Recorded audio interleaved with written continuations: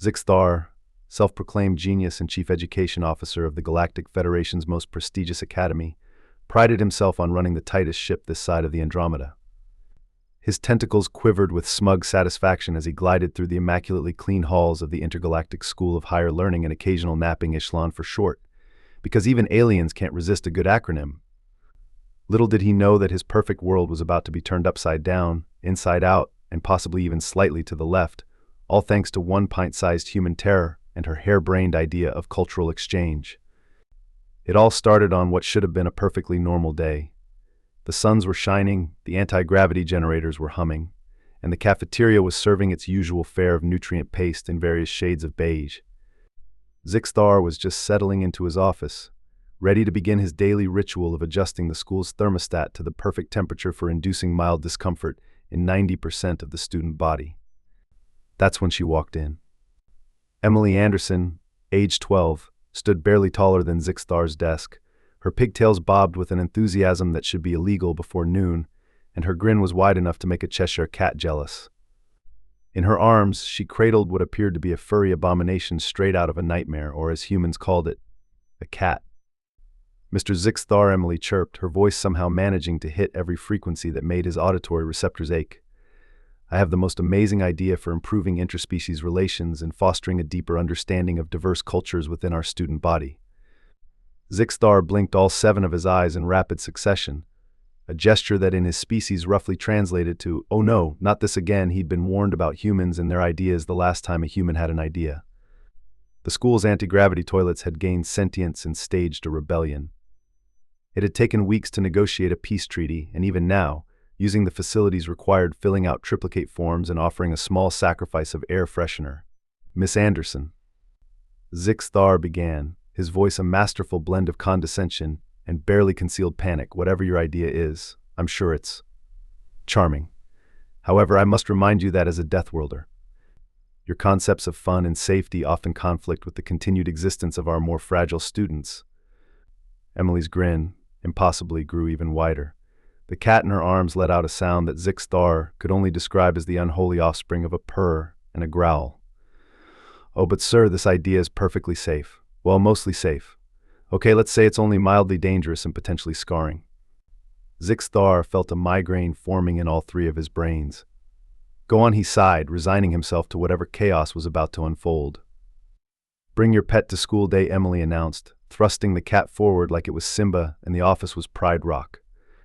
The cat, clearly not impressed with its role in this grand reveal, took the opportunity to unleash a hairball onto Zixthar's meticulously polished desk.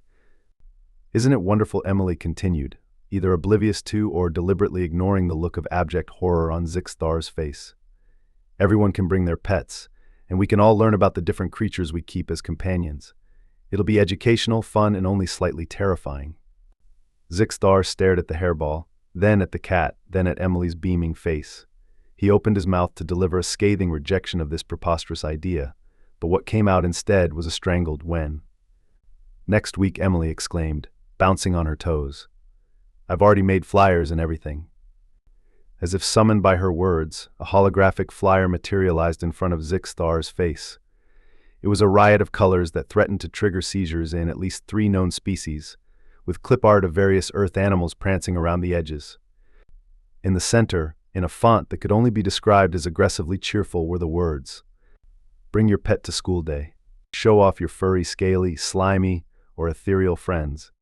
The school is not responsible for any maulings, poisonings, or existential crises that may occur." Zixthar felt the beginning of an aneurysm forming in his central brain. "Miss Anderson," he began, his voice strained, while I appreciate your enthusiasm, I'm afraid I cannot possibly allow." But Emily was already halfway out the door, her cat now perched on her shoulder like some sort of furry parrot. "Thanks for your approval, Mr. Zixthar. This is going to be the best day ever." The door slid shut with a cheerful whoosh, leaving Zixthar alone with his thoughts, a hairball, and the sinking feeling that he had just inadvertently signed off on the potential destruction of the entire school. Over the next week, Zixthar watched with growing dread as excitement for the event spread through the school like a particularly virulent strain of space flu. Students from all corners of the galaxy chattered incessantly about the pets they would bring, each description more terrifying than the last. Grellex Blorp from Epsilon Eridani was planning to bring his adorable pet acid spewer, a creature that communicated solely through corrosive belches.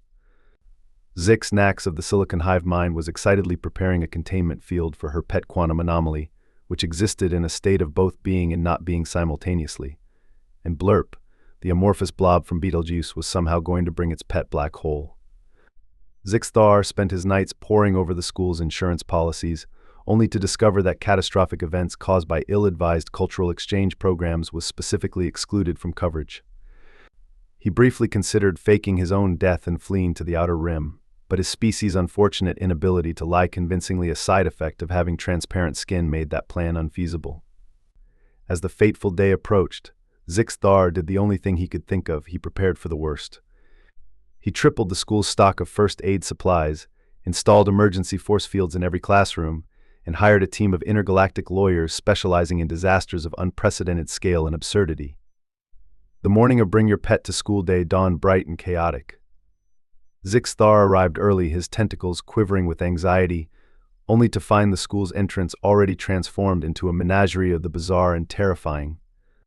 Emily was there, of course, now, with not just one cat but an entire clouder.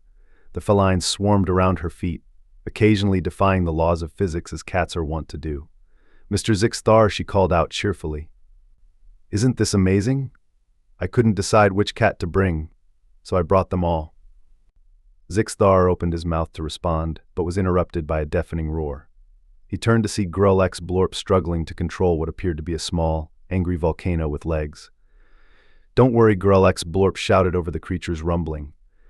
"Sparky just needs his morning walk and sacrifice." Before Zixthar could process this information, a shimmering field of quantum uncertainty drifted past, inside which Zix Nax's pet anomaly was both having the time of its life and experiencing the heat death of the universe. "This is fine," Zixthar muttered to himself, his voice reaching a pitch only audible to panicking cephalopods. "Everything is completely under control." As if the universe itself was laughing at him. That's when Blurp arrived, rolling in with all the grace of a sentient jello mold. Trailing behind it was nothing. A void so empty it made the vacuum of space look positively crowded. "Blurp," Zixthar screeched, his voice cracking in a way that would have been embarrassing if he weren't so terrified. "Please tell me that's not actually a black hole." Blurp burbled happily, which roughly translated to "of course not." "It's a baby black hole, perfectly harmless. Mostly." Zixthar felt his last shred of sanity begin to slip away. He turned to Emily, who was now surrounded by a small army of cats, each one looking more smug than the last. "Miss Anderson," he said, his voice eerily calm, "when I agreed to this event, I was under the impression that it would be, and I quote, only mildly dangerous and potentially scarring."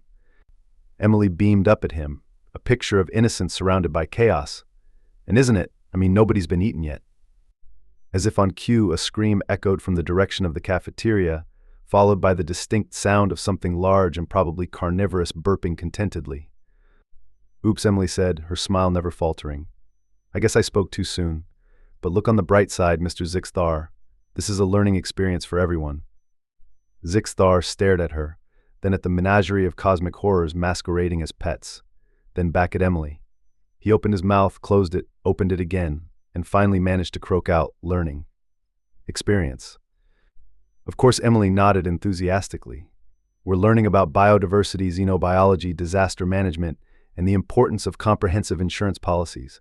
Isn't education wonderful?" At that moment, several things happened at once. Grellex Blorp's volcanic pet decided it was time for an eruption, spewing lava across the school's front lawn. Zix Nax's quantum anomaly hiccuped, briefly turning everything within a 10-foot radius into sentient cheese. And Blurp's baby black hole, apparently feeling left out, began to sulk, its event horizon expanding just enough to swallow a nearby trash can. Zixthar watched as his perfectly ordered world descended into magnificent chaos. Students ran screaming in every direction, some fleeing in terror, others charging excitedly towards the mayhem. A group of Arcturian slime molds had formed a betting pool on which disaster would end the world first.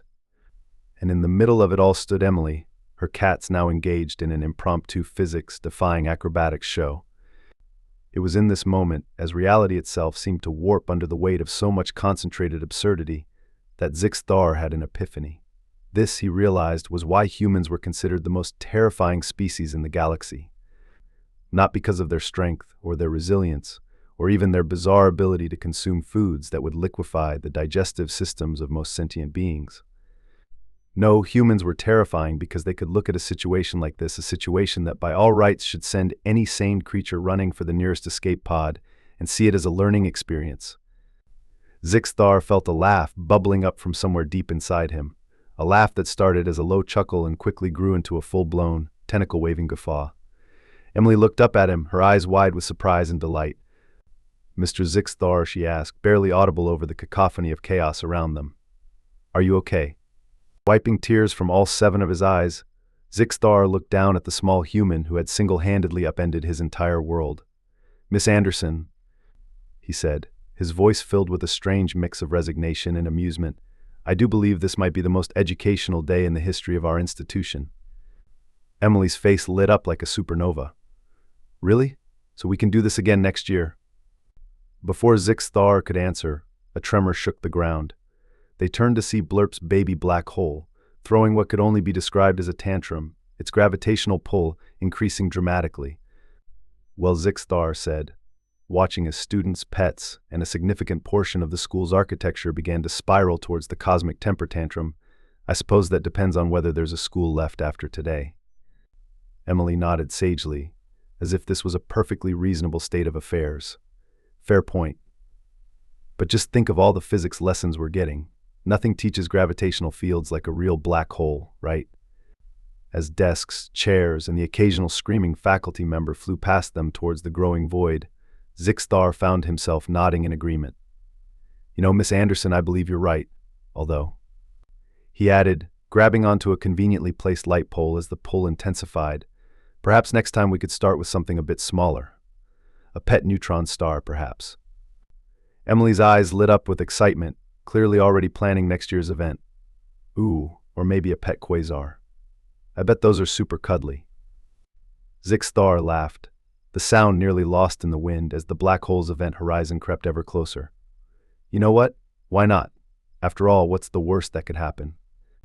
As soon as the words left his mouth, Zixthar realized his mistake. If there's one thing the universe loves, it's a challenge. And if there's one thing humans excel at, it's rising to that challenge in the most spectacularly disastrous way possible. But as he clung to the light pole, watching Emily gleefully direct her cats in what appeared to be an attempt to play with the black hole, using balls of yarn, Zixthar found that he didn't really mind. After all, as the humans say, in for a penny, in for a pound. Or in this case, in for a pet day, in for a cosmic catastrophe. Just when it seemed that all hope was lost and the entire school was about to be consumed by the voracious appetite of Blurp's pet, something unexpected happened. Emily's army of cats, in their infinite feline wisdom, or perhaps just their infinite capacity for chaos, decided that the swirling vortex of the black hole made for an excellent toy. With yowls that somehow managed to be heard over the roar of space-time being torn asunder, the cats launched into action. They pounced and swatted at the event horizon, as if it were nothing more than a particularly interesting piece of string, their claws somehow managing to snag on the very fabric of reality. "What in the name of the 7 moons of Zovik Sargon is happening?" Zixthar shouted, his voice barely audible over the cosmic cacophony. Emily, who was now hanging upside down from the light pole, her pigtails defying gravity in a way that suggested they had developed a mind of their own, grinned widely.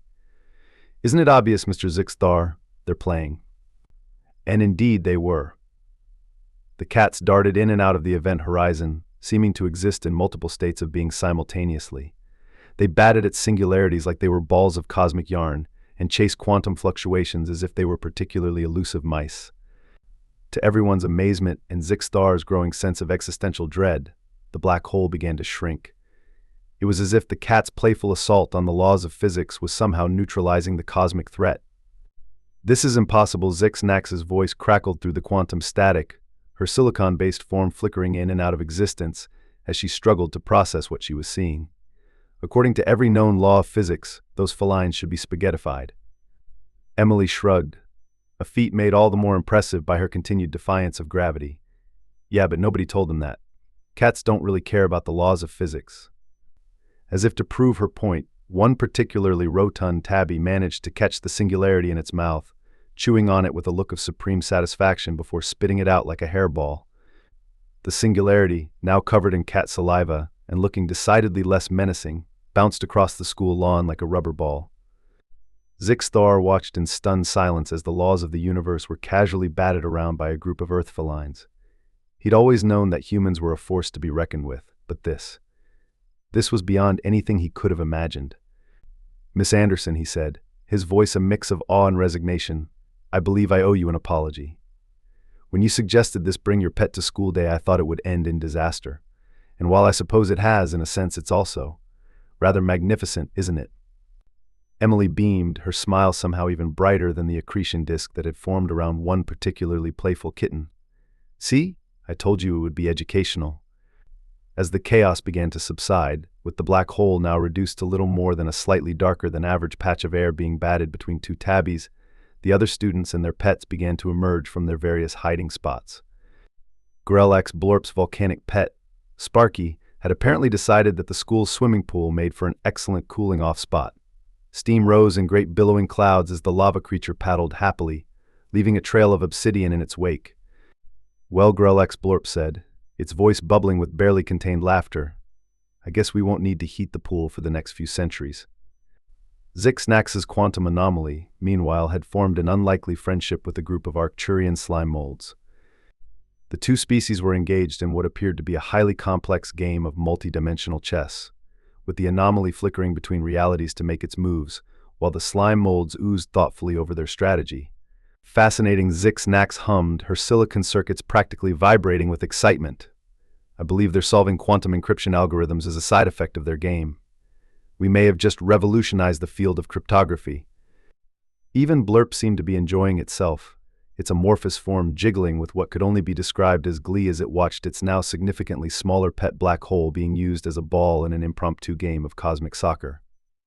As Zixthar surveyed the scene, he couldn't help but shake his head in wonder. The school lawn was a mess of lava trails, quantum fluctuations, and fur. The building itself seemed to have developed some non-Euclidean angles that would give geometry teachers nightmares for years to come.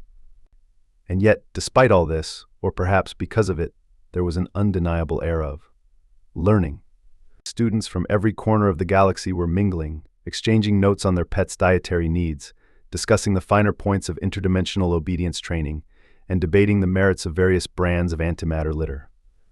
It was, in its own chaotic way, exactly the kind of cultural exchange that the Intergalactic School of Higher Learning and Occasional Napping was meant to foster. "You know, Miss Anderson," Zixthar said, turning to Emily with a newfound respect, "I believe you may have stumbled upon something truly remarkable here." Emily, who was now attempting to teach a group of gelatinous aliens from Betelgeuse V the finer points of feline laser pointer appreciation, looked up with a grin. "Does this mean we can make it an annual event?" Zixthar felt a moment of panic at the thought of going through this chaos every year. But then he looked around at the students, humans and aliens alike, all learning and growing together in ways he never could have imagined. He thought about the boundaries of science being pushed, the cultural barriers being broken down, and the sheer, unbridled creativity that had been unleashed. "Yes," he heard himself say, much to his own surprise. "Yes, I believe we can." But he added hastily, seeing the mischievous glint in Emily's eye, perhaps with a few adjustments to the safety protocols. Emily's cheer of delight was echoed by students and pets across the school grounds. Even the cats seemed to meow in approval, though that might have been because they had just figured out how to use Zixnax's quantum anomaly to access an infinite supply of catnip. As the day wound down and students began to wrangle their various pets for the journey home, Zixthar found himself standing next to Emily, watching the sunset paint the sky in colors that seemed just a bit more vibrant than usual, possibly a side effect of the day's reality-warping events. "Miss Anderson," he said, his voice soft with wonder, "I've been an educator for over 300 years, and I've never seen anything quite like this. You've taught me that sometimes the best learning happens outside our comfort zones, way outside." Emily beamed up at him, her arms full of purring cats and her clothes covered in a fine layer of interdimensional dust. "That's what humans do best, Mr. Zixthar. We push boundaries, ask what if, and occasionally accidentally rewrite the laws of physics in the process." Zixthar chuckled, shaking his head in amazement. "Indeed you do. And while it terrifies me to my very core, I must admit, it's also rather inspiring." As they watched the last of the students depart, blurp rolling away with its now pocket-sized black hole safely contained in what appeared to be a hamster ball, Zixthar felt a sense of anticipation he hadn't experienced in centuries. "So, Miss Anderson," he said, trying to keep his voice casual, "what ideas do you have for next year's event?" Emily's eyes lit up with a gleam that would have sent any sane being running for the nearest bunker. But Zixthar, much to his own surprise, found himself leaning in eagerly. "Well," Emily began, her voice brimming with excitement, "I was thinking we could explore the concept of extra-dimensional pets. You know, creatures that exist beyond the confines of our limited three-dimensional space-time continuum. Oh, and maybe we could have a section on paradox pets, you know, animals that simultaneously exist and don't exist. And of course we can't forget about." As Emily continued to outline her plans, each one more outlandish and reality-defying than the last, Zixthar felt a strange sensation. It took him a moment to recognize it, but when he did, he was shocked. It was excitement. Pure, unadulterated excitement for the future and all the chaotic, wonderful possibilities it held. He realized then that this, perhaps, was the true gift that humans brought to the galactic community. Not just their strength or their resilience, but their boundless creativity, their willingness to push beyond the impossible, and their ability to find joy in learning opportunities in even the most catastrophic of circumstances.